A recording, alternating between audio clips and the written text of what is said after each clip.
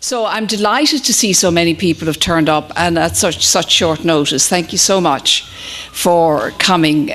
We're actually here originally because Jerry Wenstrom and Marilyn advised the Seattle people that I was coming, and marvelously they've risen to the occasion and put on a special evening. So it's lovely to be here. Now, I should tell you about me, just a little bit of background, because it's kind of necessary to know this. When I first turned up with my manuscript to Parabola some years ago, Joe Cullen, who was the executive publisher, said to me, "Are you an analyst?" And I said, "No." And he said, "Are you a Jungian?" And I said, "No." Then he said, "Why are you writing about Jung?" So I have written a book on Australia's first saint, and nobody ever asked me whether I was a saint. So, and I'm not. But there's an Irish story. Often these little stories encapsulate something of life. And there is a true Irish story of an American who was in Connemara, which is mountains, rivers and streams in one of the magic areas of Ireland, which is where I come from. And he was talking to an old farmer over the stone walls that they have all over Connemara. So he's talking to him for a while, and then he said to him, "Have you lived here all your life?" And the farmer said, "I don't know yet." So, this is someone who had a sense of life unfolding. And I think that certainly could be said of how I've come to Jung, and I'm living such a long chapter of my life with him. So I first actually met him in my late 20s when I read Memories, Dreams, Reflections. And I was immediately taken by two things in that book, which stayed with me all the way through the writing of it. The first one is, he said, the psyche is by nature religious. And I hadn't paid any attention to psychology up to then, so that kind of got me in. And then the second one was, he talked quite a lot in the book about two personalities operating within himself, which he had to a marked degree, but which we all have to some extent. And that is what he called personality number 2, that which we are by nature. And personality number 1, that which we become to fit in with our family, our social milieu, the circumstances of our lives, the spirit of our times. And sometimes they're out of kilter with each other. So it's bringing them together is an essence of Jung's work. So I understood both of those things personally from my own life. I was then doing radio and television work in Sydney, and I've done many things, because I'm not actually trained to do anything. So I've done many things, you see. And so here I was on television doing the weather, as a weather announcer. And at the same time, that was my external self. And at the same time, my internal self was reading books like Autobiography of a Yogi, The Rise and Fall of the Third Reich, The Varieties of Religious Experience by William James. So there was a difference between the two elements of myself, and I think that over the years what's happened is my inner interests and my outer skills increased by each job that I did, and over time they've more or less come together. So that's a short explanation of me. But I also at the time read Man and His Symbols, and that was at a time when I was going through a very stagnant period in my own life. Everything seemed to have stopped. So I decided while reading Man and His Symbols that maybe something was going on underneath what was going on. And I decided to trust that. So they're my initial connections with Jung, and of course that's through the 2 books that were intended for the general public, the only 2 that he produced for the general public. No, not for a while. Now, what I actually set out to do with Jung, I originally intended to do a documentary to match one that I had done on Freud. And I wanted to make Jung accessible. I'd been talking to people who'd say, oh, he's obscure and he's difficult. And I think, you must be the one I'm writing this for. Because that was my principal thing. I wanted to make him accessible to, if I didn't understand it, then nobody else would. So it was accessible to people like me, if you like. And I also wanted to use his own words. I wanted him to tell his own story. And I found in doing the research that in his letters, his personality is there in spades. And also the nub of his ideas, because he used his letters to communicate the nub of his ideas more and more as he went on in life. So that was a principal way of getting the colour and flavour and salt of his personality through to people, get him to explain himself, and also talk about the ideas in his work that were in the letters.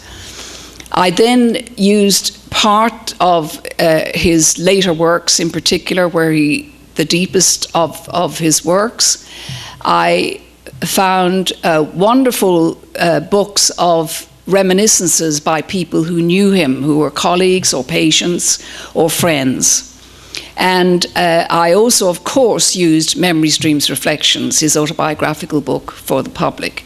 So the book is really a combination of all those sorts of things.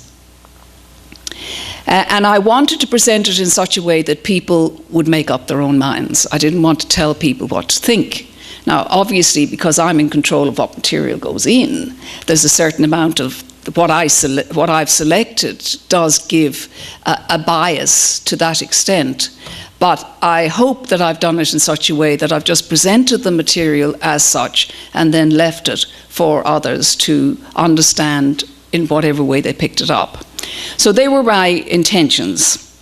Now, having said all of that, I didn't ever become a Jungian. And it's just as well, because he wasn't one either.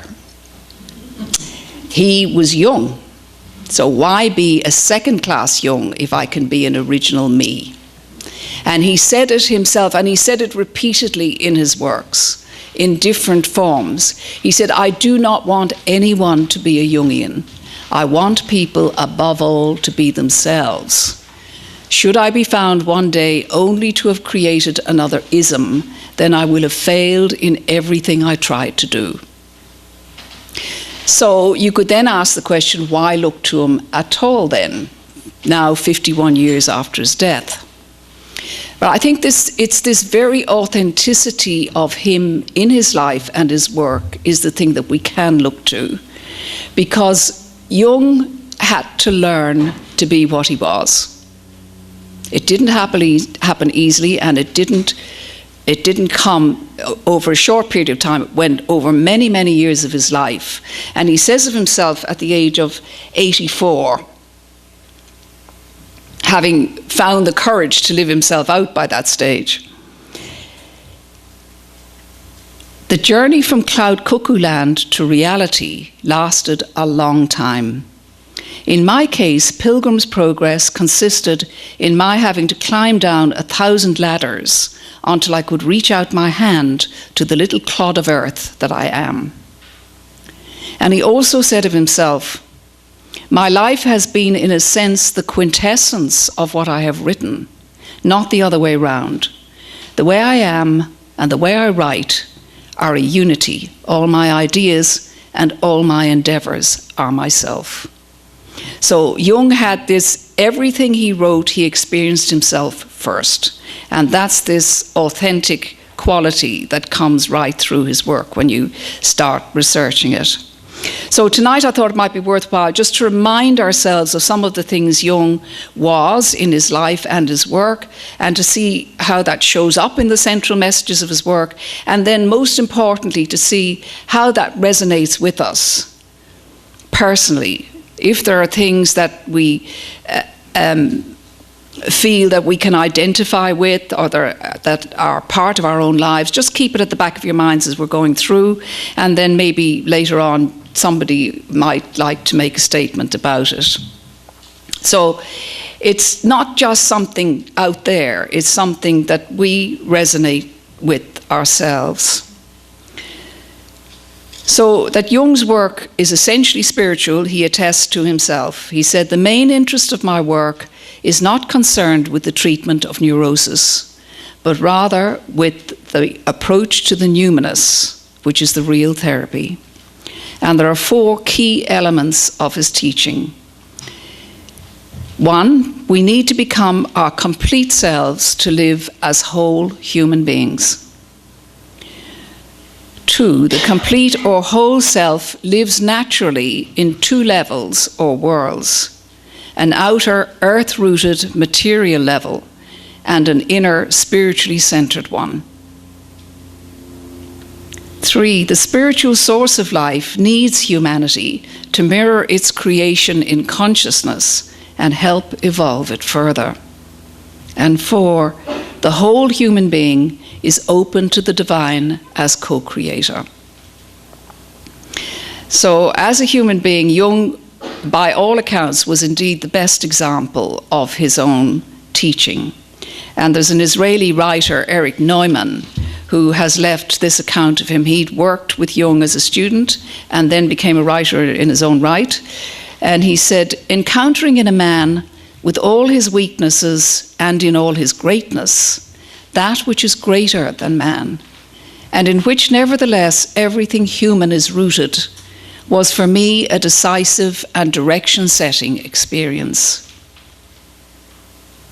Now, when Jung was around 50, he assessed himself to a woman who had sent a not too good portrait of him that she painted. And he said, "My exterior," he wrote to her, "is in strange contrast to my spirit. When I am dead, nobody will think that this is the corpse of one with spiritual aspirations. I am the clash of opposites. That's what makes it frightfully difficult to get me right." And there's an American analyst from San Francisco, Jane Wheelwright, and she's written wonderful accounts of Jung, and she sees him very clearly. She was in analysis with him in the 1930s. And she's written of him, "Jung was a mountain of a man, big enough to encompass every kind of person imaginable. All kinds of people, big and small, found through him their uniqueness.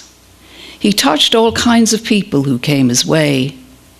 Sometimes it was through what he inadvertently said, more often than not, something he would not remember. Sometimes it was what he did. Mostly it was what he was. A comprehensive, large, all-embracing, complete man. He spanned in himself everything from greatness and power to all too human failings. He could be irritable and sometimes downright demanding. Explosions of rage were not uncommon. He even could be duped at times by unscrupulous, ambitious people. Sometimes he seemed to reduce to human ordinariness. At other times he seemed to expand, to literally expand physically to overpowering size. I remember once experiencing him like this. I must have betrayed my feeling that he was out of my reach, because he said out of the blue, "Do I have horns on my head?" So Jung was able to constellate the unconscious of countless numbers and kinds of people. It was an extraordinary gift that he had. So,